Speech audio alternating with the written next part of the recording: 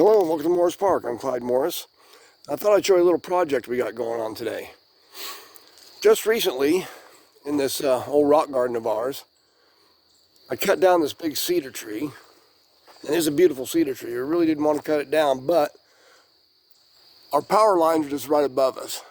And it was growing into the power lines, and during ice storms and stuff, that could be a real hazard. So we thought, just for safety's sake, we better take it out. And we left the stump just in case to set something on. But this is kind of a project we got going on here. And this is our little rock garden. That's going to be kind of a mix of things. Deb and I got some things going on in here. I set out some of my cactus, like my Clysteo cactus and my big Euphorbia evansii agave over there.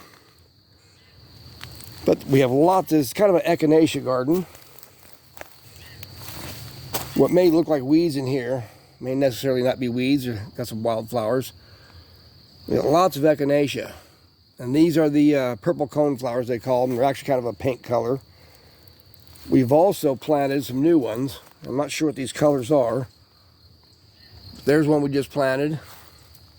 And one right there. And then this one right here. And you can see there's plenty of them growing around in there. Little mangave there, purple people eater. A few little things we got to weed out yet. We got some elm trees coming up in here and some stray redbud trees. But we also have some columbines growing in here.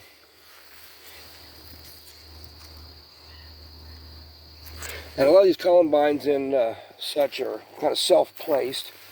They went ahead and did it by themselves. We put a few in here of the echinacea, and they kind of spread out. And then we had columbines growing in an old flower pot in here that was a pot full of flowers that was given to us.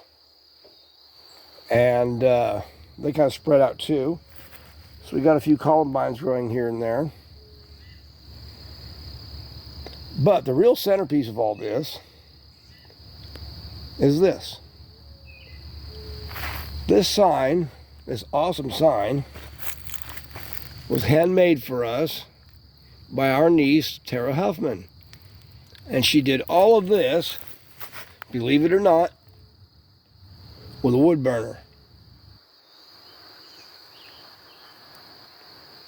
On the one side you can see the wildflowers, including the echinaceas.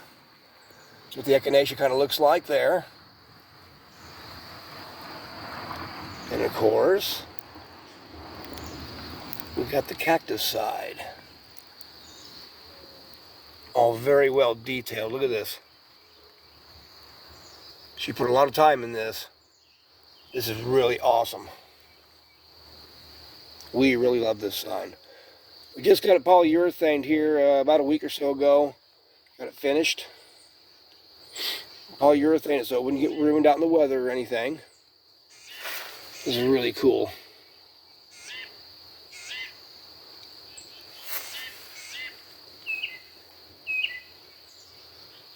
Isn't that awesome?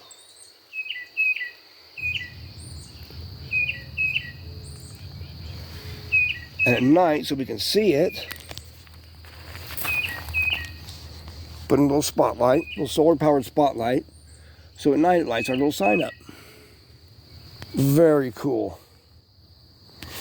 So that kind of made our centerpiece for our rock garden here. Of course, I got my evansii tree behind there, Euphorbia evansii. I've had for well over 40 years. I'd say about 42 years or so.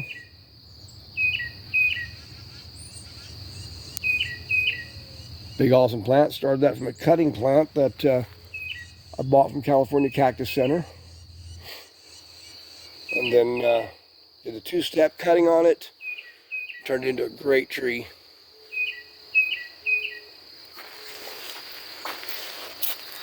Little gnomes.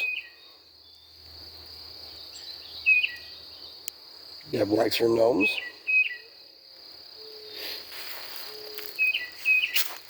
And that there is a Euphorbia hybrid. That is a Euphorbia briar patch. Now, it seems a little thinner than most that you might see like in Lowe's or Walmart. But what I'm doing is I'm trying to train that into a tree, so it has a definite trunk.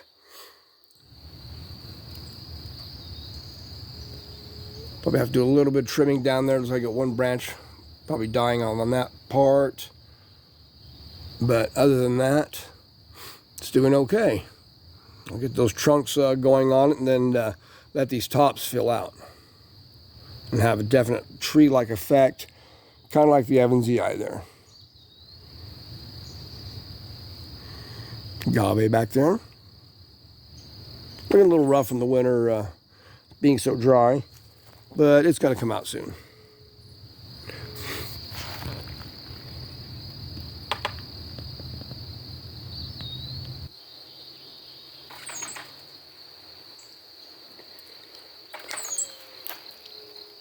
Believe it or not, I got a pesky little bird over there that's been tapping on the mirror of my truck.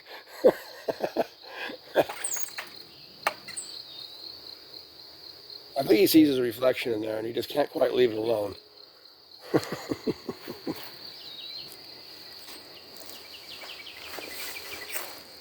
Yeah, I can't get over that sign. That is so awesome.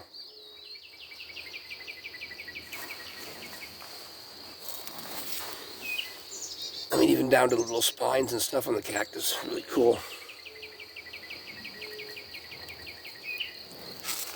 Little train watering can. A few things going on in here.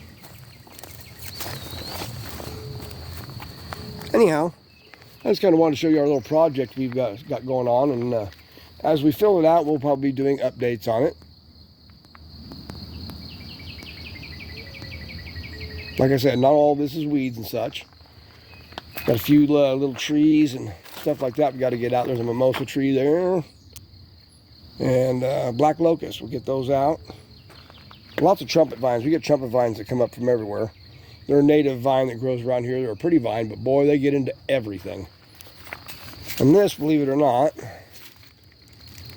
is a wild dianthus. They call it fire pinks. They come up in here all the time. Not as full as our cultivated type dianthus, but kind of gives you an idea of what dianthus can be.